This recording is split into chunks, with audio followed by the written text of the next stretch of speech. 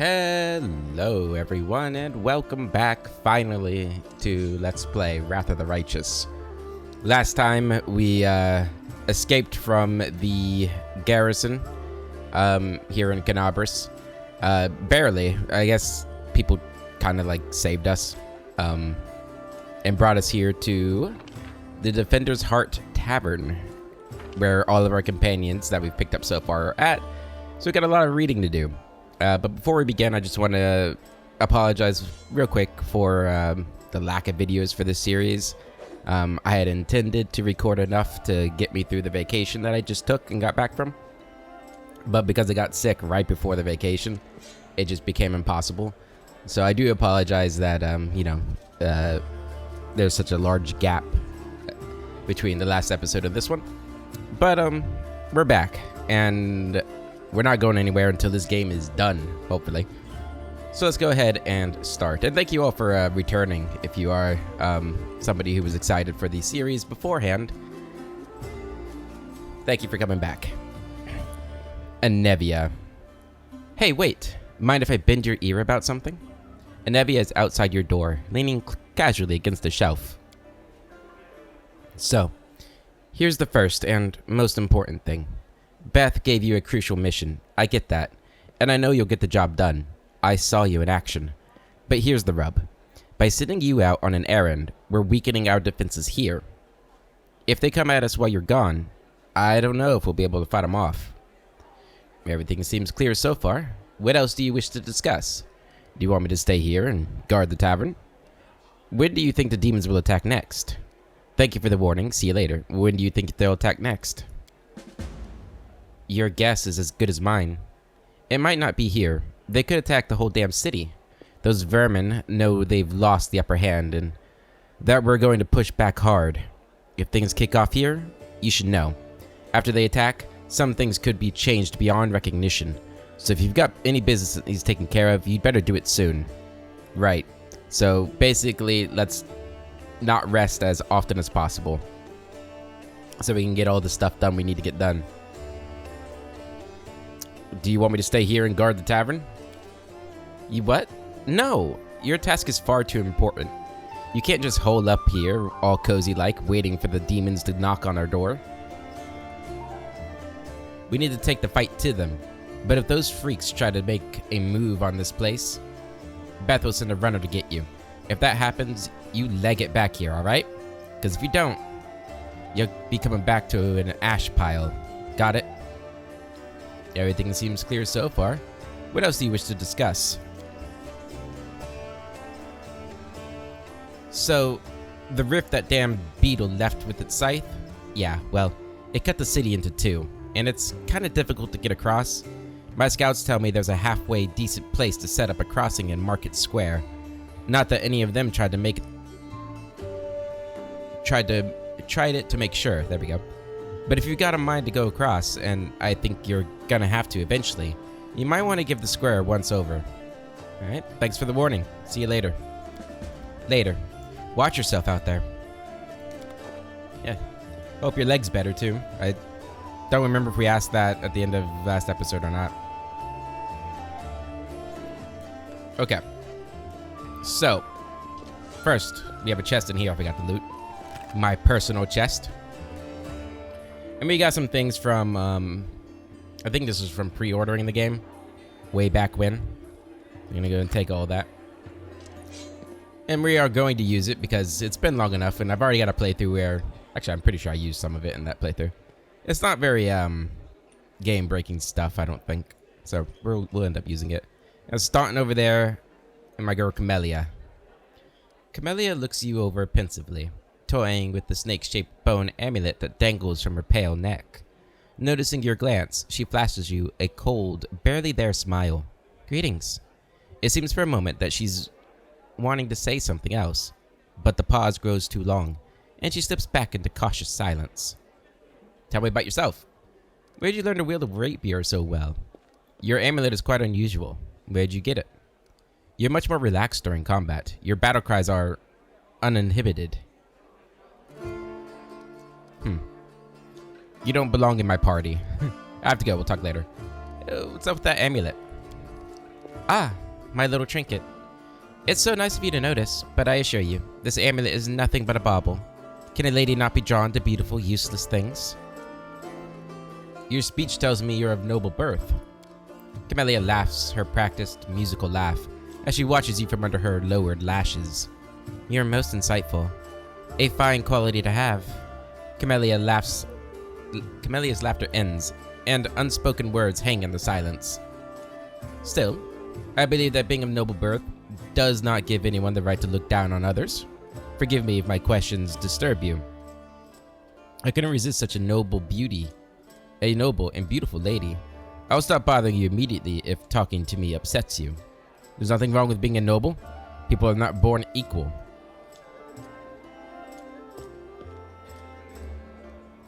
I don't think Manorak here is much of a ladies' man. I think, like, he's not a flirt, I guess, is more the thing. Yeah, people aren't born equal. I wouldn't have pegged you as a philosopher. Yep. I don't know if that cancels out. I don't know if... the game usually doesn't, like, have, like, hard-coded sort of, you don't do this, you can't romance them kind of thing. But we'll see. We'll see. There will be other options if Camellia doesn't work out. You're much more relaxed during combat. She blushes slightly and lowers her gaze. So you've noticed. To be honest, I find it embarrassing. You see, being a shaman means having spirits of battle as my ever-present companions. In the heat of combat, they become rather, vocal. Where'd you learn to wield a rapier so well? I had good teachers, although they don't get all the credit. I am a most diligent student. Camellia licks her parched lips.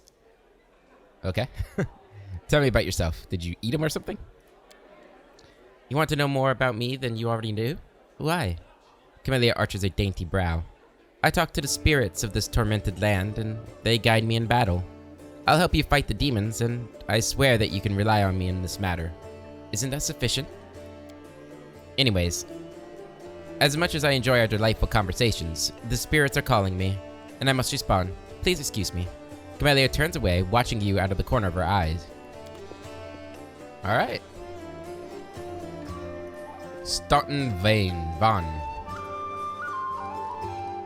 The dwarf resembles an abandoned citadel, one whose high, crumbling walls are still holding fast, but whose empty, lightless windows make it clear that all inside is dead. Oh, it's you. Good work back there, in the Grey Garrison. Name's Staunton Van. If you've heard the rumors about me, his face, which looks like it has never known anything as carefree as a smile, grimaces. Just so you know, everything people say about me, it's true. I need to talk to an elf who calls himself the Storyteller. Do you know where I can find him? The Storyteller? Staunton strokes his beard in thought. He's a strange old fellow, that one. He used to sit with me for hours, asking about all sorts of things. He never offered judgment or comfort, he just listened. At first, I wanted him and his questions as far from me as possible. But later I realized that talking to him did ease my burden a little. I hope he's alive and well. He's completely blind and feeble too. So if he's alone in the city, well, you probably know what that means. I do know one place he might be. Look for him in the Black Wing. It's a library here. I'll show you where it's at on the map. I don't know what use a library is to a blind elf, but he loved the place. Would sit there day and night. What do people say about you? They say I'm a traitor, as bad as a Relu Vorlish. But I'm a disgrace. Or that I'm a disgrace, even among the ranks of the condemned. That Queen Galfrey should never have spared me. That I belong on the gallows. So, Relu Vorlish, she's like the main villain. Few names arouse as much rage among Crusaders as that of Relu Vorlish, the Sarkorian witch who initiated the opening of the World Wound, and later its expansion. Almost nothing is known about her life before the atrocity, except that Vorlish was condemned for using arcane magic, which was persecuted in Sarkoris. and imprisoned in the Tower of Threshold near the city of Iz. This is where Aurila Vorlish conducted the ritual that paved the way for the demonic invasion and left her land to be tormented by the demon lord Tascari. By some mysterious means, the witch transformed herself, changing from an ordinary human into a half-demon. Over the following century, Crusaders encountered Aurila Vorlish, or the results of her experiments a few times, but they learned nothing more of Tascari's henchwoman. She holds a high position in the ranks of the Army of the Abyss, and bears the title of Architect of the World Wound. Yeah, we'll see a lot of her. And then the Condemned is a military unit made up of petty criminals conscripted as disposable soldiers and frontline fodder in the Mendevian Crusades. And then Queen Galfrey is the leader of Mendev. I guess we'll read it. I read the others. She deserves to have her story read too. Have a sip of water first. Ah, my water. Oh, jeez. Okay. Queen Galfrey is the absolute monarch of the Crusader state of Mendev and leader of the Mendevian Crusades. While today the name of the Crusader Queen is known throughout the Inner Sea region, it's easy to forget that Galfrey did not start her rule of Mendev as a paladin of Iomedae, but rather of Eredin. When the World Wound opened and forever changed Mendev, Galfrey was still an untested young ruler who was forced to deal with the death of her god, while simultaneously rallying her nation against the abyssal threat to the west.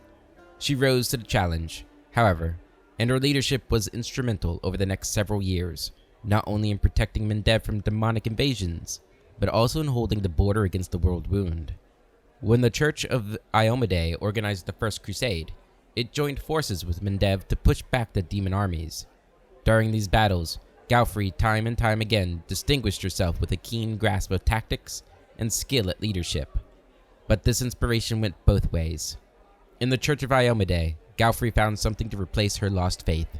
By the time the First Crusade ended with the apparent defeat of the demon armies, Galfrey had converted and become a worshipper of Iomedae, and had completely retrained herself as one of the Inheritor's most devout paladins.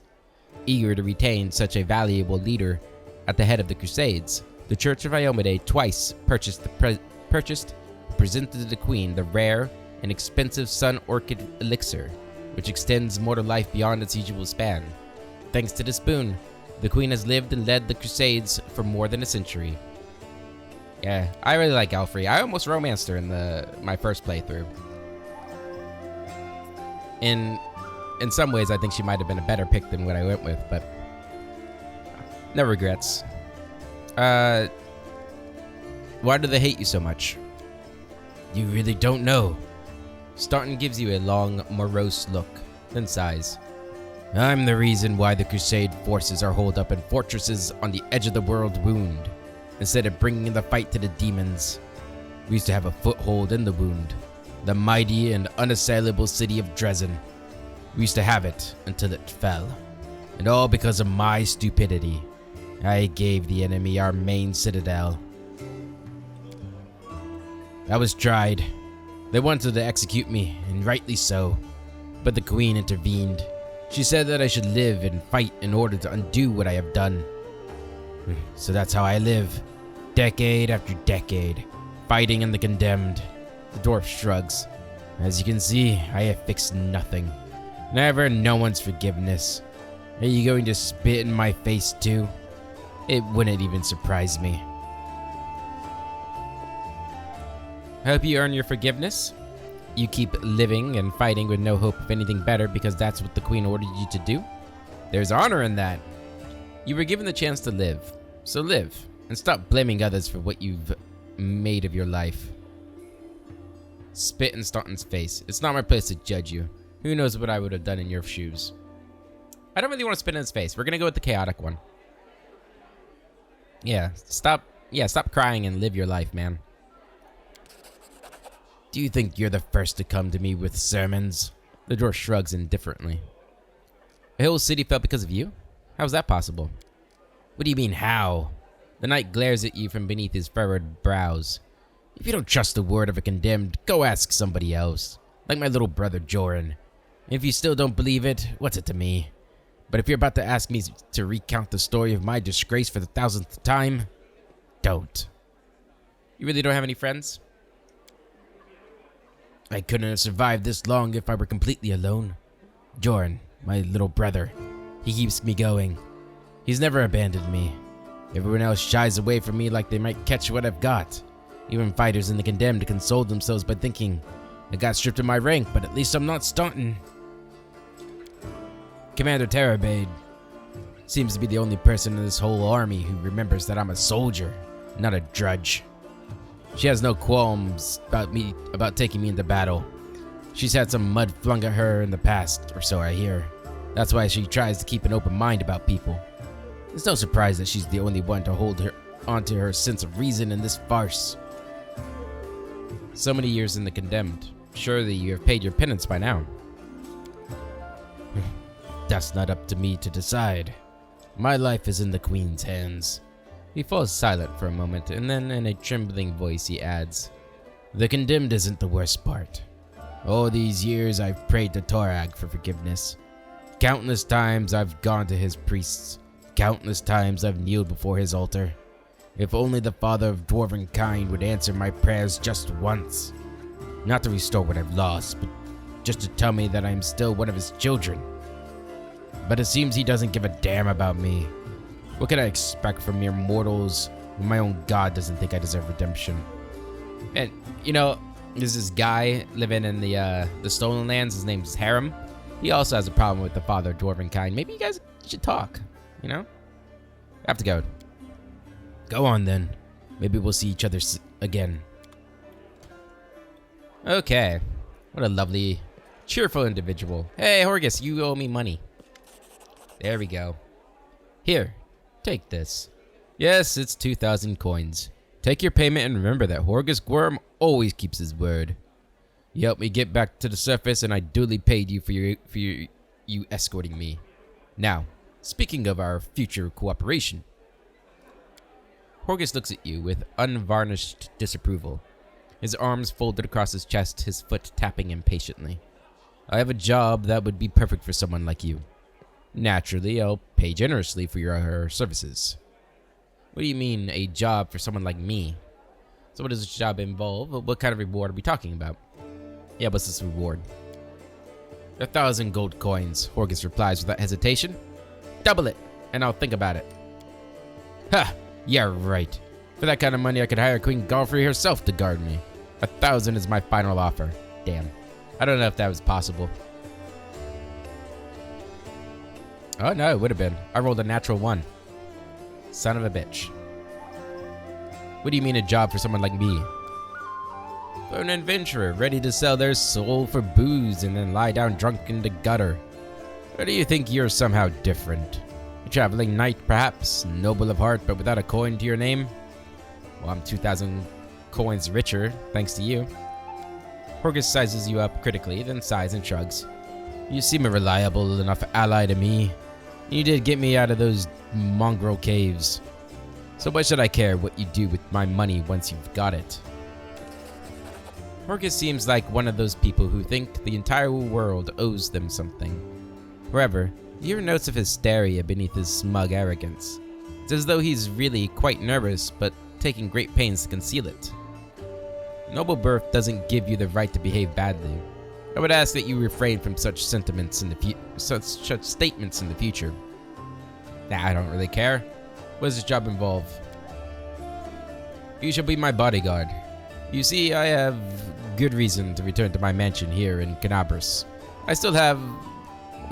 well, it doesn't matter. It's none of your business. My mansion is a breathtaking building with a large garden and a wealthy part of the city. Even before the demons attacked, every thief and fraudster in the city had tried to get inside, one way or another. I shudder to imagine the state it's in now. I have little hope that my guards were able to hold the mansion during the attack, and I expect that the servants fled when they saw the demons. Only Abadar knows what's happened there since. Therefore, I ask that you meet me at my mansion and guard me there until I complete my business. I already asked the local paladins for help, but they've no desire to set foot inside or outside this tavern. Damn cowards and traitors. That's what they are. Also, please do take Camellia with you. I trust that girl more than the rest of your gang. She's of noble birth, after all. Alright, deal. Marvelous. Most excellent. Porgus's face relaxes, smoothing a few of the tense lines. I'll proceed to the mansion at once and wait for you there. Meanwhile, you needn't worry. I know the city like the back of my hand. But do hurry, unless you want me to lower your reward. I don't want that. Alright, another quest gained. Hey, you okay coming with me? No, okay. I won't keep you.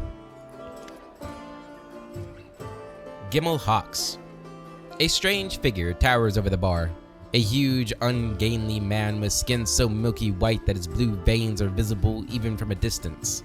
His bald head is equal parts lumpy and pitted, and blood-filled eyes stare impassively out at you from beneath his pale brows. The glass in the albino's large, clumsy hands looks dangerously delicate, as if one twitch of those calloused fingers should or would be enough to crush it. A gold medallion engraved with a tankard gleams around his neck. What it'll be? Who are you? The albino slowly takes your measure with red eyes and finally, with a gentle sigh, says, Gimel Hawks. Vampire. Vampire, is it?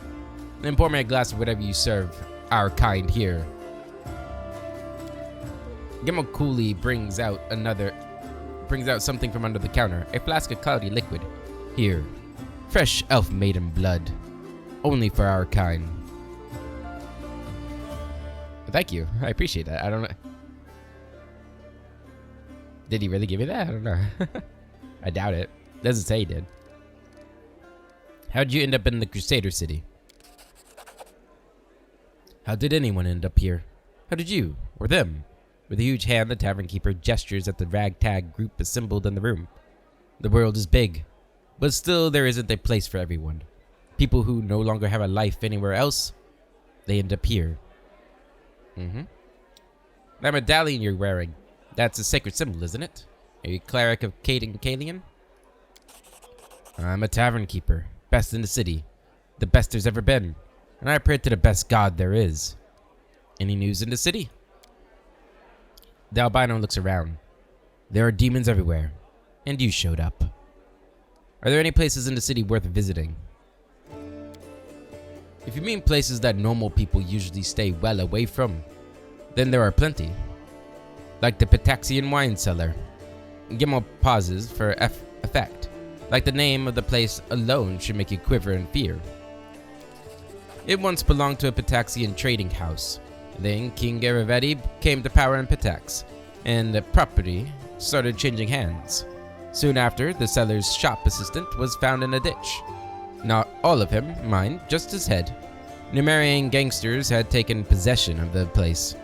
They wanted to sell something stronger than wine on the street, and they ended up on the gallows.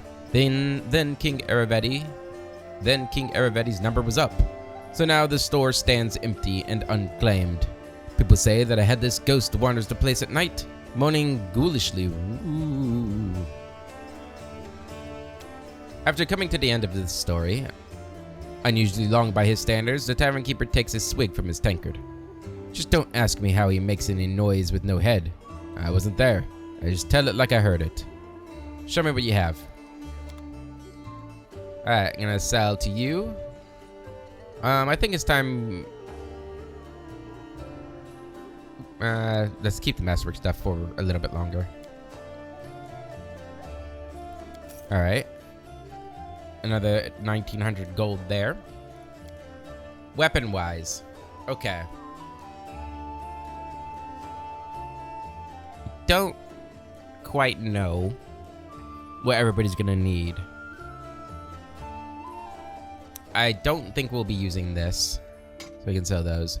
I don't think we're gonna be using these masterwork glaives. Get rid of that. I'll keep the javelin. I don't think we'll be using the club. We'll keep the javelin. So that's another 2,500 gold. All right, these things. These boots grant the wearer a +2 competence bonus on saving throws against movement impairing conditions. And this amulet grants the wearer a +2 competence bonus on persuasion checks. Alright, we will use that. And this. Owlcat's feral instincts provide a +2 morale bonus on perception lore nature checks. Right. Okay. Now, what do you have? In the Dark Omen, the wearer of this ring has the ability to cast spells spontaneously. It grants them the ability to cast the following spells. Okay. Dark Veil. Once per day, you may use this item to grant your party total concealment against ranged attacks for 1 minute. That could be useful. That's actually a pretty useful one, I think. Whenever the wearer of these gloves casts a cantrip or first level spell, that spell deals an additional 1 point of damage. That's a pretty good one. Bottomless Mug. I think this is a new item. Drinking from this mug gives the character a +2 bonus on saving throws against fear effects for 1 hour. Taking another drink prolongs the effect. When used by a monk with the Drunken Master archetype, the mug also restores 1 drunken key point. It makes the monk's melee attacks deal an additional 1d8 damage while his drunken power feature is active. A character can drink from this mug up to 5 times per day. Additionally, after the drunk condition wears off, the character gains the hangover condition and receives a -2 penalty to AC and a -2 penalty to will saves for 1 hour. Can be removed by arrest. Cool. We're gonna buy the small bag of holding. I think that's all we're gonna buy. Yep. For now. Alright. Let's go back this way. Journo.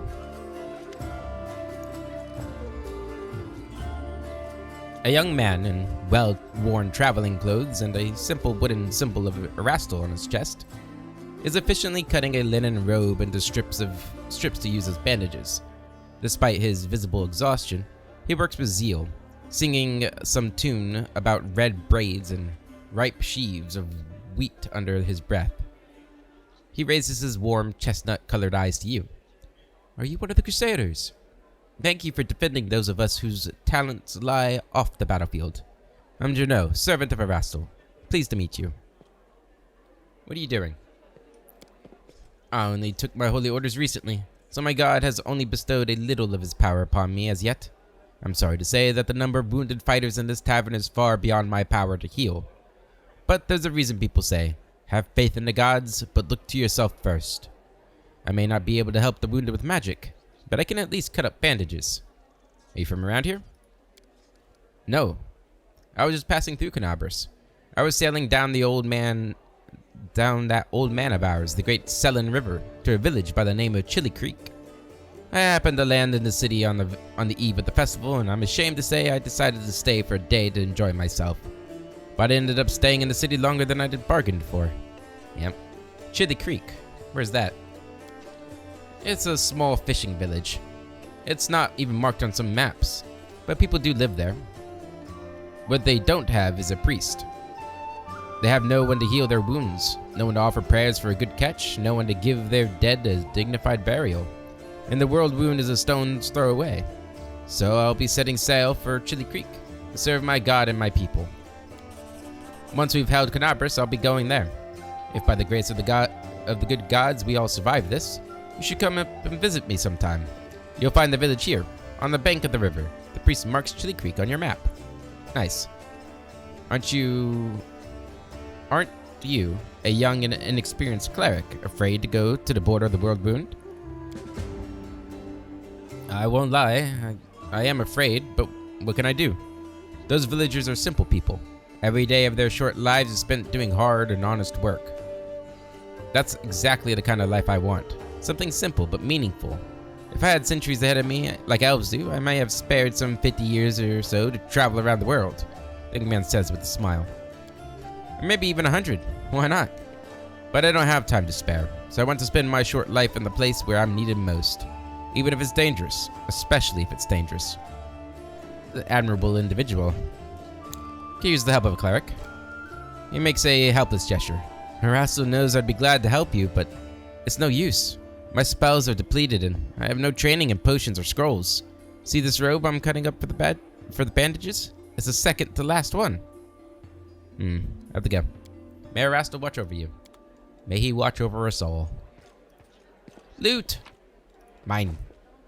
Forn Autumn Haze. A tall, fragile-looking elf sits in front of you, eyes closed. He is pale as a ghost, his arms wrapped in a blood-stained bandage. You spot other bandages on his body under his clothes, but even in such a miserable state, he manages to keep calm. Raising his eyes to meet yours, he says faintly, "I am Thorn Autumn Haze, at your service." His pale lips are reddened by blood, but you see no signs of pain or fear in his gray eyes. "Do you need help?" After giving you a cold, intense look, he shakes his head. "Do not trouble yourself on my behalf. A local healer tended to me.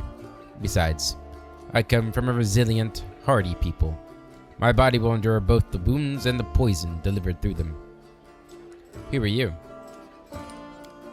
"My name is Thorn Autumn Haze. I have come here from Kyonin, because I am a hunter, and all minions of evil are my quarry. I won't say more than that if you don't mind. We are strangers and of different races and cultures. I'd rather not tell you more than is necessary." "Who wounded you?"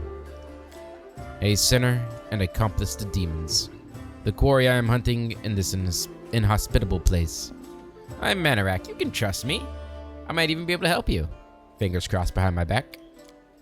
After a brief pause, Thorn says, "It would be impolite to refuse such a direct and friendly offer." "Who is your quarry here in Mendev?" "I was hunting a fugitive, a Descarite, by the name of Kaelessa. It pains me to admit that there are heinous malefactors such as her among my noble kind. I managed to catch up to her in Canabras and I wounded her. Then demons appeared and the city was engulfed in flames. I was injured in the battle that ensued and couldn't free her soul from its service to her dark masters." He expresses no anger or hatred as he speaks, only compassionate sorrow. "I'm sorry for your misfortune. I hope things will turn out differently next time. You're not that great of a hunter, it would seem." His expression remains indifferent, but his voice is as cold as a mountain stream. "Many underestimate the wisdom and experience that my people acquire over the centuries. I do hope that my opponent will misjudge me as you have." "Okay, can I aid you in your hunt?" Thorn covers his eyes warily. "I thank you, but this is my mission, and I'm used to facing all manners of terrors on my own. I do appreciate your willingness to help. If you happen to meet Kaelessa, take caution. She has turned many innocent souls to the path of evil, and darkness has rewarded her with many gifts. Her appearance alone will tell you that. It is warped. The agate skin, the malicious stare of her blood-red eyes, the bestial teeth. She's more monster than elf at this point." "What does she look like?" "Damn. Her skin is dark, her hair preternaturally white.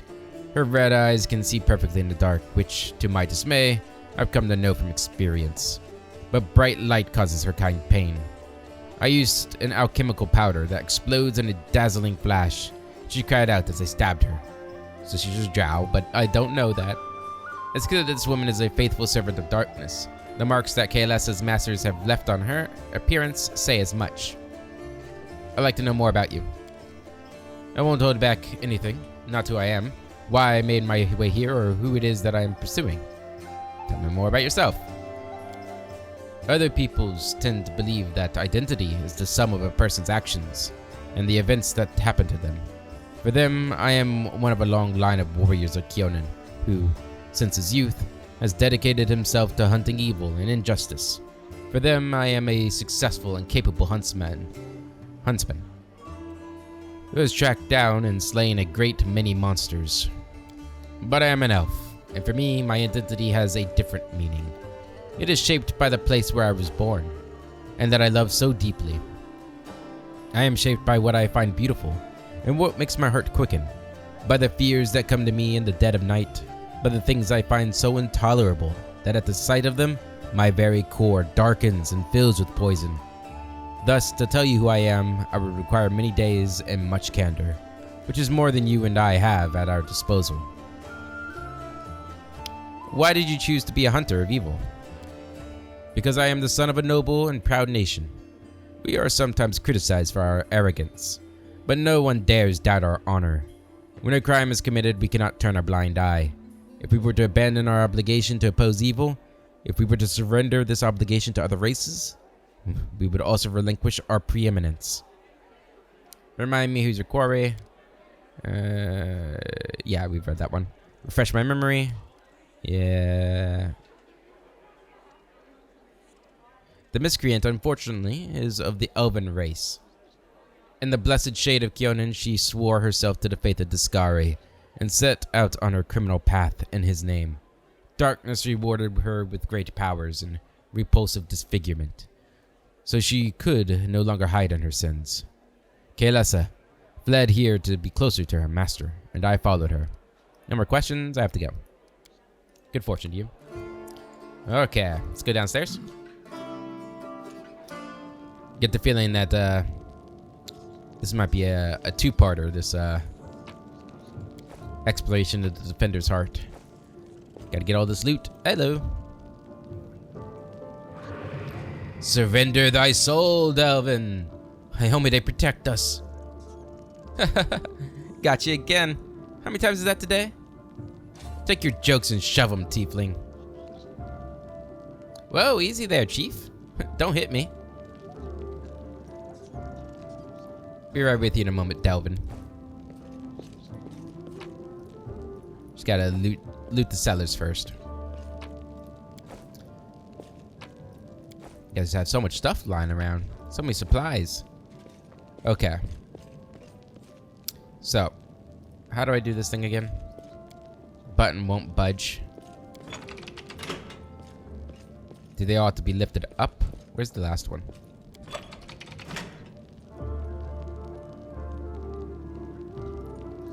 Is it up or down? I guess it's down.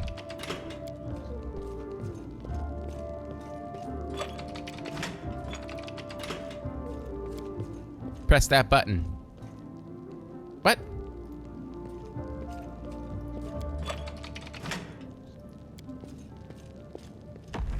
Oh. That worked. There we go. What do we got in here? A helmet, some scrolls, some potions. A letter. Yellowed letter. Half a century ago, our parents fled their homeland of Sarkoris, terrified of the invading demons. They were certain that the war would soon be over, so they didn't go too far and found their refuge here in Canabris. They used what little savings they had to build a tavern, where any crusader could get a bowl of soup and a good night's rest in exchange for some money and news about their recent victories. The city looked completely different back then. It was a triumphant city full of hope, inspiring songs, and brave paladins in shining armor. We praised Our Lady Perlura openly and hoped that the lands of our ancestors would be once again ours in time. Don't ask me what I was reading there. Things have changed since then, though. Our parents have left to the goddess's halls. Dresden is long gone. The world wound grows deeper every day, and the Crusaders seem to take more interest in fighting each other and us townfolk than in eradicating demons. Holvin has gone mad and now puts all his inquisitive zeal into burning witches. Today, Canabris is a city of fear and suspicion. We even had to hide our altar to the Shimmering Maiden in the basement so they wouldn't accuse us of demon worshipping. Queen Galfrey has recently appointed Holvin the prelate of Canabris. Now nothing will stop this murderer from taking complete control of the city into his hands and serving his so-called justice on everyone. His previous acts of violence were just the beginning of a full-scale massacre. We have to flee, run like our parents did. This time not from demons, but from the Crusaders. Soon we will sell our tavern and leave, anywhere away from the agony of this endless war. May Perlura protect this city from whatever comes next. 10th of Lamashin, 4682. Swargol family of the Devamai clan.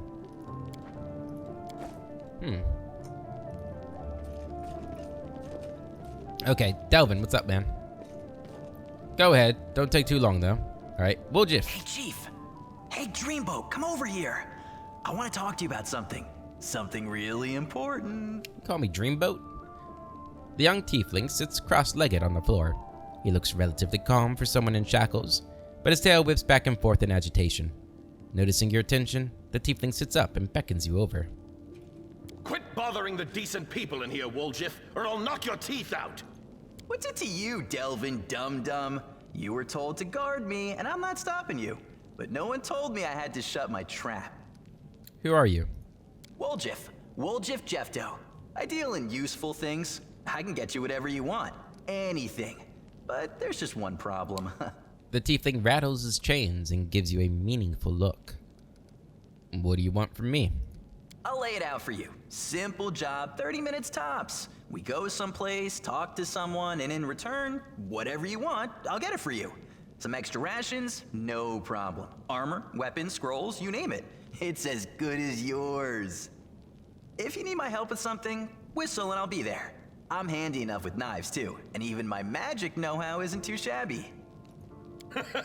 What a load of guff! If you were good at magic, you wouldn't be stuck in here now, would you? Don't you listen to him, Chief. He'd find fault with the Queen herself. I'll be useful to have in battle, and I'll sell whatever you want at a reasonable price. It's your lucky day. You won't meet another gem like me in Canabras. Why are you in chains? Does it really matter?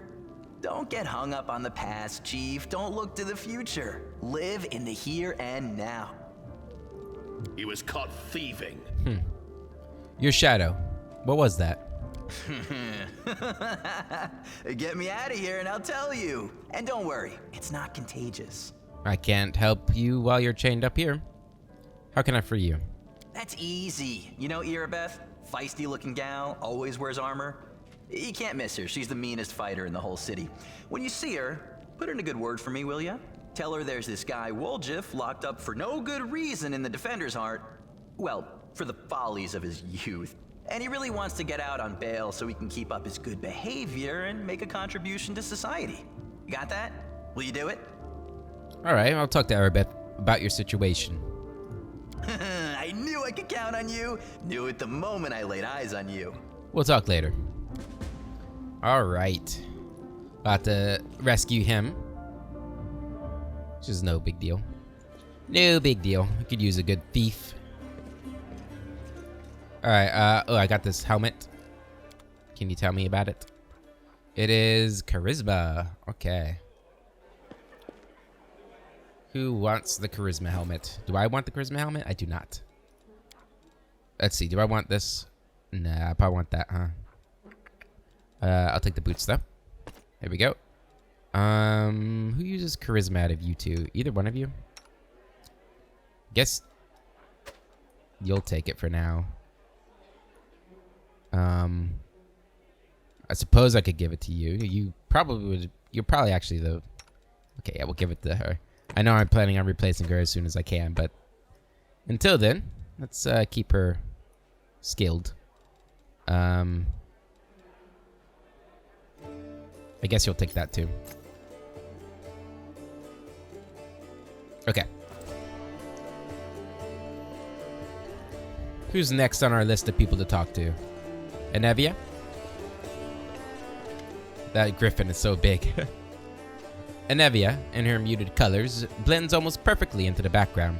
She appears relaxed, but her seemingly unfocused eyes are taking in everything around her, tracking and filtering potential threats. The only tell is the way she drums her fingers on her hip, near her weapon sheath. She shows no sign of her injuries and confidently leans on her previously broken leg. She pretends to have just noticed you, even though she watched your approach from afar. Oh, hey. See how they patched me up? Now I can run, jump, or dance jig if I feel like it. Any suspicious places in the city I should be aware of? There were a couple of spots I wanted to check out, but I didn't have time. If there's really a den of cultists there, it would be good if you could swoop in there and bust some heads. You don't even need a search warrant. She shoots you a crooked smile. First one is the Silken Thread. It's a funny little tailor shop that doesn't take any orders and never buys any fabric. But they always seem oh so busy. They're busy with something in there, alright. But sewing ain't it. Rather. Second one is the alchemy shop, Topaz Solutions. And they trade in everything, not just healing potions. Judging by the ingredients they've been buying on the black market, there's something fishy about the alchemical rituals going on in that place. Tell me about yourself. She shrugs with a lazy smile.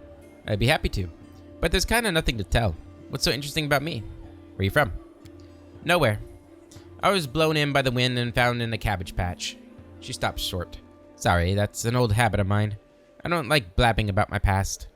But you saved my skin, so I guess I kind of owe it to you not to clown around, right? I'm from Nadal, and I wouldn't wish my homeland on my worst enemy. You've heard of the place, I'm sure. Ruled by monsters that aren't alive nor dead, and the official religion of the cult of Zon Kuthan. I grew up in a slum, like a weed between the cobblestones. I didn't have a dad, but I had lots of aunts and uncles. My mom's cronies. No prize for guessing the kind of business she was involved in. They gave me a set of lockpicks as soon as I could hold a spoon, and while other kids were picking their noses, I was picking pockets. When I was 12, the monks of the Silent Shroud came for us. Creepy guys with their mouths sewn shut. They're the guards in Nisroch. Mom gave me to her friends, and we hid in the secret temple of Desna. I never saw my mom again. I lay low in the temple for the next few years, kept my head down. I washed floors, fetched water, listened to sermons. Funny thing, after a while I started liking Desna's teachings. But as soon as I was old enough, I was out of there. I left Nadal and got as far away as I could. Quite a ragtag group you've got here. From noble to street thieves. You've got that right. Only the best for you. What do you do if the knights and nobles fail to save the world? The lowlives are your only hope. How'd you meet Arabeth? I was bumming around Timon a while back, doing this and that. Desna temples sometimes gave me odd jobs. You know, sometimes they need people with skills like mine. On the surface, it was fine, I guess. After Nadal, the freedom of the River Kingdoms should have seemed like heaven. My chance to sit back and enjoy life. But I wasn't happy. There just wasn't any joy in my new life. I was all alone. No one cared about me, and I didn't care about anybody either. I struggled to find a reason to drag myself out of bed every morning. Tying a stone around my neck and jumping into the nearest river started to look pretty appealing. And that's dark. One day, I was hired to follow some fellas, who the local authorities suspected were Razmarin spies. That was stupid. I made a rookie mistake and they caught me. It's like my body had already decided to do what my mind had been fighting, to finally put me out of my misery. Get someone else to kill me since I didn't have the guts to do it myself. They grabbed me. I thought they'd gut me on the spot, but instead they hog-tied me and dragged me off. Just like an animal going to the slaughter, my only thought was, let's get this over with. I don't know if that's what animals think about.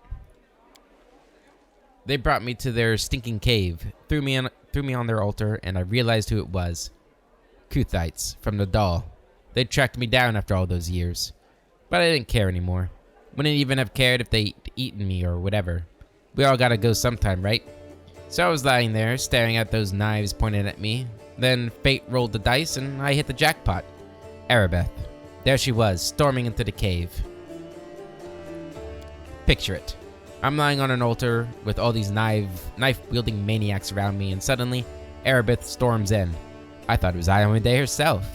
Fierce in her shining armor with her gleaming sword raised, she made quick work of those scumbags, chopped them up just like that.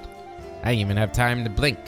She untied me, and then Inevia's face lights up as she chuckles. She looked through the papers they had on the table and started swearing like a sailor. So much for Iomedae, haha. How did you and Arabeth end up in Canabras? After almost becoming a human sacrifice, I knew I never wanted to leave Arabeth's side. Desna knows I fell for her instantly. And I fell hard. My misery was gone, and when Arabeth showed me what was in those papers, proof that the cultists had a nest in her home city, well, I offered to help without a second thought. Inevia smiles warmly. She must have figured I couldn't wait to get my revenge on the cultists, but I didn't give a damn about them. It was her. I'd go anywhere with her, even on a crusade, or into the jaws of a dragon. But I took to life in Canabras like a duck to water. I used to be an outcast wherever I went, but half the crusaders are the same.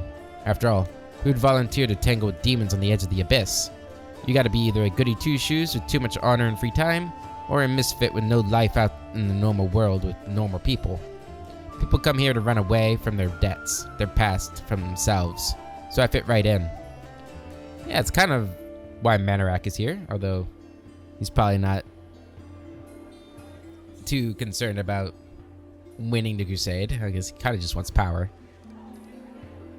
But he is a misfit. What's it like living with Erebeth? It's like living. Without her, I wouldn't be. Seriously, if I were alone, I'd definitely be gone by now. Sure, sometimes we argue. Can't deny that. Sometimes we bang our fists on the table and yell so loud that the walls shake. But that's all about order business. But at home, well, I'll give you an example. I've kind of always wanted to move out of that broom closet we call a house and into somewhere cozier. It ain't like they take a vow of poverty at the Eagle Watch. But every month, somehow, most of our spare money is spent on Crusader business. Sure, I get mad about it, but Anevia makes a helpless gesture. It's part of why I love her so much. You know, Erebeth has that thing that matters most for a person. A purpose in life. She's always got a reason for whatever she's doing. Her whole life is a crusade, and I just drifted around, like a leaf in the wind, until Desna brought us together. Now she's the meaning of my life. So it really makes no difference if we live in a mansion or under a bush. Thank you. What are your responsibilities? Or thanks for asking. Telling you all this kinda made me feel better. Good. What are your responsibilities in the Eagle Watch? She smiles evasively. Nothing official. I'm not even a knight, you know? I just hang around. You sure you want to know the details? Catching traitors and spies and cultists is no walk in the park. It's a delicate job. You can't always do it all within the letter of the law. What if we surprise some suspicious blighter with an official search? Everyone will know about it before long, starting with their cronies. And then again, sneaking into people's houses at night ain't exactly legal. Crusaders can't be doing stuff like that, can they? Well, I'm not exactly a knight. She trails off. I have to go. Alright, you watch yourself now. Will do. Peasant woman, blah, blah, blah. Chiaro and Visali. I believe that help is already on the way. The queen will not let us die. I don't think we're saving that kid again this time. That would be sad. Visali Rathamus. A stout old man with a fuzzy gray beard mumbles a prayer. He looks as tired as everyone else in the tavern, but determination is stamped upon his haggard face. What can I do for you? Who are you? Visali Rathamus, rector of the local temple of Abadar. The temple is gone, though. And if we snooze here for much longer, the city will be lost as well. Who's that boy with you? This one? Chiaro the shepherd, my apprentice. He's a smart boy, and his faith is strong. He serves a rascal, though, but there's still something he can learn from an old servant of Abadar. He'll be a great cleric when he gets a little older. What kind of help can I expect from you? First, I sell scrolls. I have a lot of them, something for every emergency. Second, while you're here in the tavern, I can read one for you. Guaranteed, no surprises. But you'd better not go far into the city without a cleric. I won't be going there myself. I'm too old and my powers are needed here. Show me what you've got. Say that stuff. Descending order. Bracers of the Wizard. As we're an armor class bonus of 2. Just as though they were wearing armor and a 3 competence on Arcana checks. Ooh, that's pretty good. Expensive as hell, though. As long as the wearer of this amulet is under the effect of the Death Ward spell. Okay, getting 2 to AC and attack against the attacks of undead creatures. If they use any single target cure wounds spell on a target whose current number of HP is 0 or less, the target is healed for an additional number of HP equal to their number of hit dice. That's cool. The Icy Protector. We want this. This ring grants the wearer a cold resistance 10 if the wearer has the Ice Plant Hex. It also grants them a +2 natural armor bonus. But we can't afford it. No. Damn it. But we do want that. Ring of Powerful Blood Magic. When the wearer of this spell, or when the wearer of this ring is blood raging and casts a spell, the save DC of the spell is increased by 1. That's pretty good. We also got all these scroll kits. Okay, I want to save up for this ring. Although I do think isn't there another one? Don't we get another one for free? I don't quite remember, but we want to save our money just in case we do need that. Might have to look that up. Next up, Windowog. Windowog's tense stance reveals her constant vigilance. Her eyes are focused and resolute.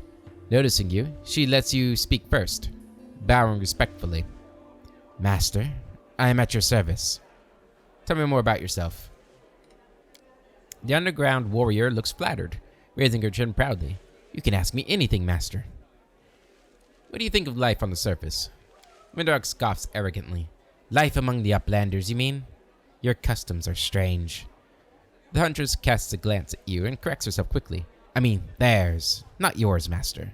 You are strong and clever. But I look at the other Uplanders and wonder. Have you seen how proud they are of their weaknesses?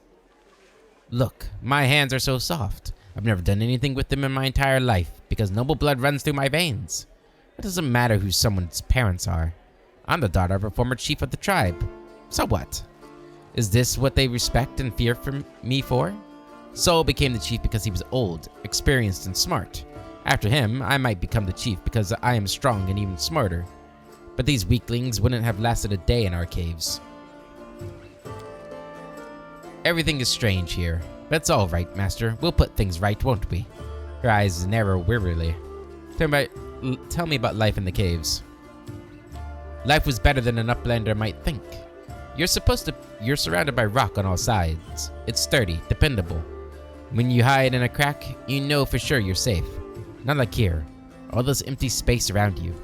You always have to be on guard, in case an arrow flies from any direction and hits you. Life underground is calmer somehow. Sure, there's less food in the caves than here, but the amount of food the Uplanders have, it's too much. Don't you see, Master, how many fat Uplanders there are? Why do they eat so much? Like cattle fattened up to make for tastier meat. We only had one fat person in our tribe, and that was Saul. And he was only fat because he was old. But up here, everything just seems fairer in the caves. When there isn't enough food for the weak, they die. The lazy die. The sick in the head and the body, they die. Only the strong and the skilled survive, and the blood becomes thicker, tougher. What happened between you and Lan? Windowog shrugs disdainfully. He is a good hunter, but not too clever. A bit of an idiot, really. He was the strongest in the tribe after me. That's why I kept him close. His heart is soft, unlike his body. The hunter smiles shamelessly. But then I met you and I didn't need Lan anymore.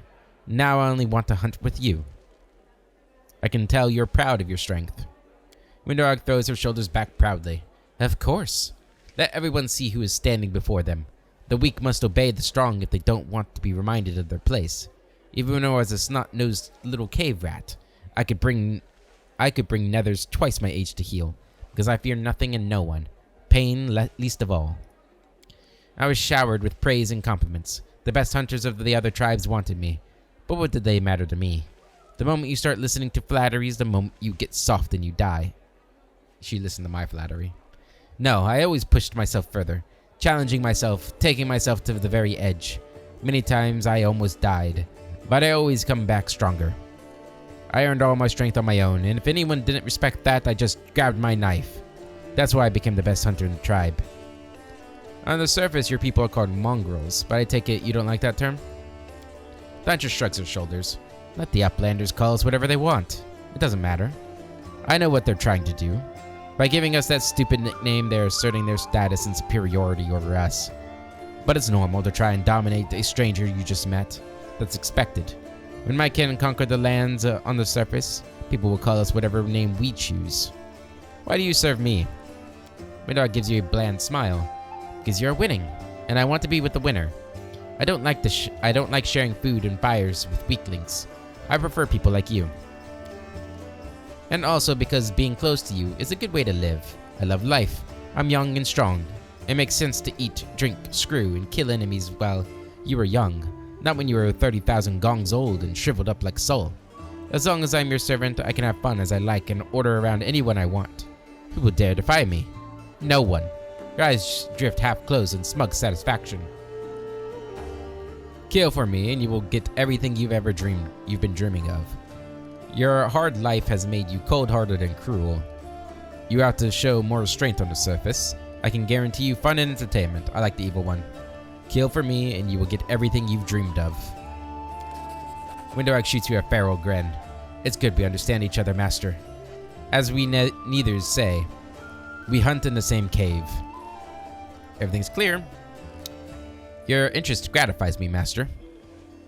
Let's talk about you serving Hassala. Uncertainty sparks in Windowag's eyes, and she curls those spider legs on her back closer to her body. Of course, master. But now I only serve you. Has someone said something about me? What did you do for the demons? I brought my kin to their lair, so they could join the demon army and accept the power given to them. I made my tribe stronger. Later, once we no longer needed the demons, my powerful kin would have fought for me. The huntress shoots you a grim and bloodthirsty grin. Aren't you ashamed of betraying your kin? Windowag replies respectfully but defiantly. I know that Sol would have called me a traitor, but for one reason only. He grew old and cowardly. I accepted the same fate as my fellow tribesmen. I ate the flesh too, and for many gongs. I thrashed with fever, growling like an animal, lunging at anyone and everyone, my body burning from the inside. But I handled it because I was the strongest of them all. Not a single day have I regretted the power I gained, and that's why I am not ashamed of sharing that power with my tribe. Why did you decide to switch allegiance? I was only serving the demons because they promised me power, and only for as long as they had something to offer me. Windowag chuckles, revealing her sharp teeth. But Hassala can't offer me anything now. She's dead, and I was never going to risk my life for her. You were a true leader, one worth following, the huntress says in a frowning tone. How can I trust you? Windowag's voice gains a fervent edge. Why would I betray you, master? You are the strongest. It'd be stupid to defect to your enemies and die along with them. No, I am not that dumb. Good. It is good that our paths crossed. You could need a good servant, and I need a strong master. Please stop groveling. Nope, we definitely like the groveling. You promised me an army of mongrels. Windowag narrows her cat-like eyes. And I will give you one, master. But first we have to rebuff the attack on the city. Sol has spent his entire life preparing for the Underground Crusaders' return to the surface, and he's not going to take any risks. He will order the tribes to hide in the caves like rats, and he will decide whether they are strong enough to fight side by side with us. Maybe he will decide that it's better to sit this one out and wait for another chance to come along. We have to fend off the demons, win a glorious victory, and show Sol that ours is not a lost cause. And then he will give us his warriors, and then it will be my job to turn them into real soldiers. That's it. Thank you for talking to me, master. Sure thing. Alright, got a couple more people to talk to. Is Sela's up there? Okay. Thunder, you're kind of in the way here. And Dara, that's who we want to talk to. And hopefully we do well on this. Maybe I should have taken the persuasion necklace for this. An imposing young Oriad is surrounded by a crowd of crusaders who are hanging on to her every word. I hope this example clearly illustrates the difference between Jiska legionnaires from the last war and the crusaders. The perfection of form and spirit they were imbued with during creation turned them into parts of a well-balanced war machine. Not a ragtag bunch of individuals, but a united whole. Now tell me again, why am I supposed to be impressed by your reckless assaults, where everyone is fighting for their ego and for the right to beat their peers to a swift but pointless heroic sacrifice? Some of the crusaders grumble unhappily, but it is clear that they are captivated by the woman's words. The only exception is a scraggly and disheveled halfling monk, whose puffy black eye gives him away as a brawler and a troublemaker. He enthusiastically pushes forward and tries to engage, but one of his friends swiftly jabs him in the back with an elbow, making the poor fellow pause to catch his breath. Looks like we've got ourselves a student of warfare. The woman gives you a suspicious look and raises an eyebrow. Were your words meant to recognize my achievements, or to start a fight the way Mendevian crusaders usually do? One of the Crusaders eagerly or angrily curls his fist tightly and retorts with a burst of passion. If those gists of yours or whatever had come for us, we'd have their guts for garters. You think we've never fought a mighty adversary before? The soldier's stern facade cannot fully conceal his relish. He clearly plans to enjoy this confrontation. The Crusaders around him look upon their exotic opponent with a mixture of irritation and piqued interest. The woman chuckles before cutting off her interlocutor. I would love to see you storm a 60-foot-tall walking castle shaped like a gigantic elephant that carries siege fortifications on its back. And I'll have you know, these fortifications were defended by Justican priest craftsmen armed with demon-bound war machines. They use the enemies you cannot defeat as mindless weapons. The woman gives the people around her a triumphant look and adjusts her clothes with pointed nonchalance. Her voice takes on a lecturer's tone. You should not argue with someone who happens to be the most authoritative researcher on the history of warfare 3,000 years before the foundation of Absalom. The woman looks at you and flashes an amused smile. The lecture is over. Do my esteemed listeners have any questions? Who are you? I'm Indara, a warrior, magus, and scholar of classical warfare from Garund. The woman peers at you apprehensively, then sighs. I admit that I am mildly offended by the fact that my name is entirely unfamiliar to you, but I'm willing to accept that this is due to Aveston's isolation and the sophisticated culture of the world at large. Or from the culture. Yeah. Okay. You come a long way to be here. I like to think of myself as an inhabitant of Golarion, and I don't narrowly identify with any country in particular. Okay, why did you come here? To witness a legendary war, the confrontation between denizens of a plane famous for its love of violence and the Crusaders from every continent, united by the common goal of defending their home. An epic struggle of colossal proportions that hasn't been particularly epic so far, truth be told. The monk with a black eye grins and mutters under his breath. Maybe she just can't see it from here. The view will get way more epic if she stops hiding among us and takes a walk outside. The woman smirks contemptuously. She does not deem the monk's words worthy of comment. It looks like you know more about warfare than any of us.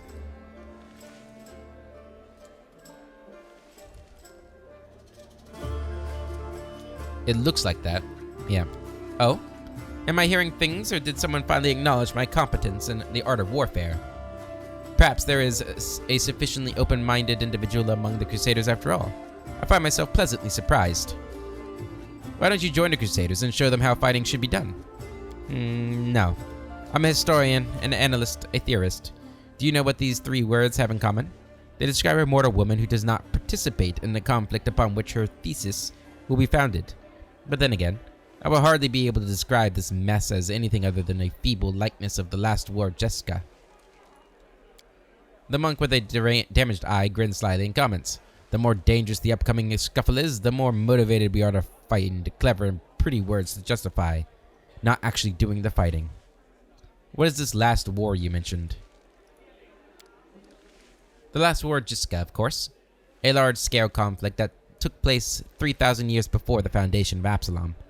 It was a war against the Ursian pharaoh of forgotten plagues. The war that ended the legendary Jessica Imperium. An epic struggle that became the most vibrant page in military history. Alas, all conflicts that followed it were but a pale shadow, including the one I am witnessing here. How do you find the last war Jessica so inspiring? Imagine legions of golems imbued with extraplanar spirits marching into battle. Imagine flying cities that swoop out of the clouds like terrifying monstrous birds of prey, drop forces on top of enemy castles. Picture gigantic mechanisms powered by captive and very angry demons and devils. Imagine standing in the warpath of walking citadels, or having to cover your ears to block out the sound of cannons loaded with shrieking elementals. Finally, imagine the ultimate weapon that defeated the Jessica, the deadly night plague. This affliction was an attack dog, a trained epidemic, a tamed pestilence, striking only those who its masters wanted to kill. Imagine all these terrors and understand that no flight of fancy can even come close to the horror of the nightmare that they made real. How do you know so much about it? I can say without false modesty that there is no more authoritative researcher on Golarion when it comes to the history of warfare 3,000 years before the foundation of Absalom. I've dedicated my whole life to this subject. I've personally visited old battlefields and studied the most mysterious and forbidden archives containing chronicles of ancient wars, sometimes risking my life in the process. I saw a fallen sky city of the Shori Empire with my own eyes.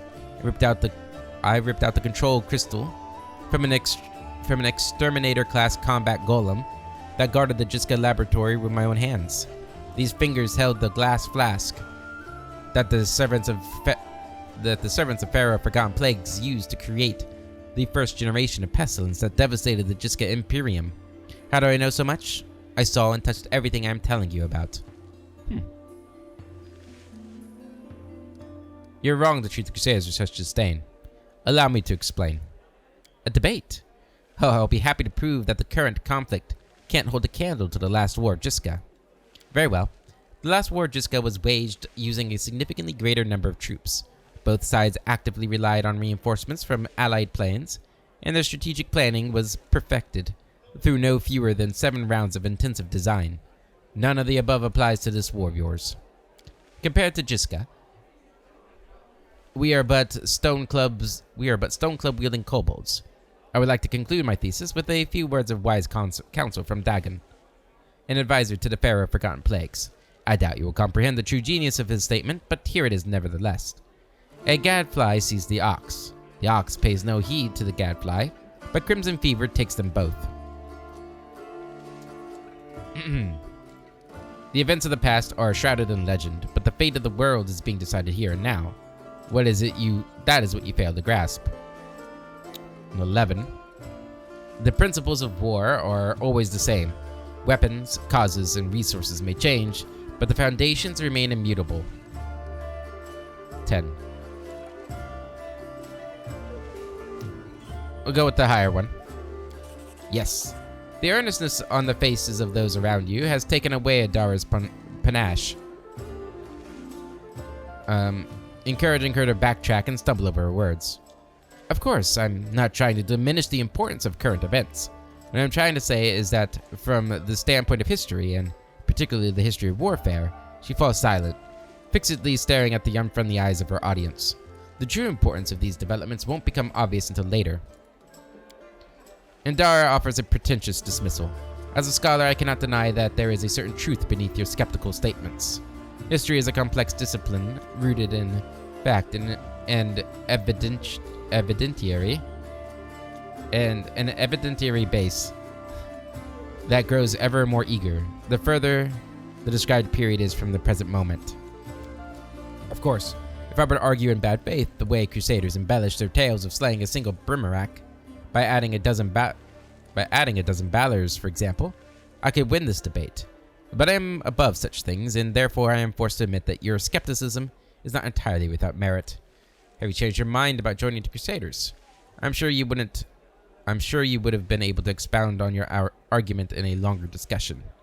Have you changed your mind? I don't see the point. You Crusaders appear to be quite confident in your skills.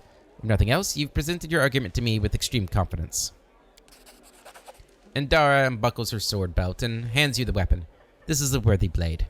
It will be of use not only for the strong, but also for the wise. The Claw of Jiska. And this is where I bid you farewell. Before the end of the day, I was planning to observe how winged demons use pack tactics to drive their prey like herds of livestock.